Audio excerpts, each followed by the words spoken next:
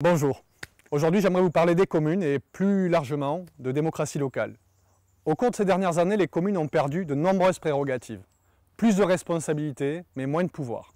Plus de normes, plus de compétences déléguées, mais moins de ressources. On a demandé aux mairies d'assurer leur part dans l'effort de redressement des finances publiques. En cela, rien d'anormal. Notons cependant que contrairement à l'État, les collectivités ont l'obligation de monter leur budget à l'équilibre. Nous aurions pu espérer que des réformes structurelles soient engagées afin de toucher à d'autres échelons, en reprenant par exemple la réforme du conseiller territorial liant le département et la région. Et là, il y avait des économies à faire. Malheureusement, cette réforme a été très rapidement mise aux oubliettes. Au lieu de cela, aujourd'hui, nous avons des candidats qui n'ont jamais mis un pied dans une mairie ou une entreprise et qui se permettent aujourd'hui de venir donner des conseils de gestion en prônant une nouvelle fois la fameuse sacro-sainte mutualisation des moyens.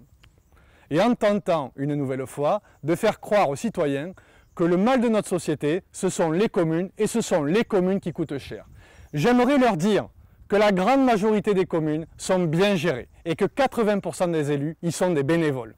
J'aimerais leur rappeler que 2 lois précédemment votées auront réussi la contre-performance de créer des strates supplémentaires, plus de réglementation, plus d'administration, moins de réactivité, moins de proximité et certainement bientôt plus d'impôts.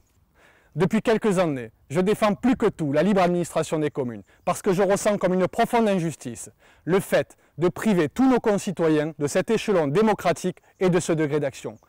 Bien entendu, il existe une échelle supracommunale, une échelle plus stratégique. Mais les communes doivent garder leur autonomie d'action, leur autonomie d'administration, leur indépendance, leur libre choix de développement et leur liberté financière. Les métropoles ont et auront un rôle majeur à jouer dans le développement économique de nos territoires. Mais ne créons pas des métropoles administratives à la française qui vident de leur substance toutes les communes environnantes.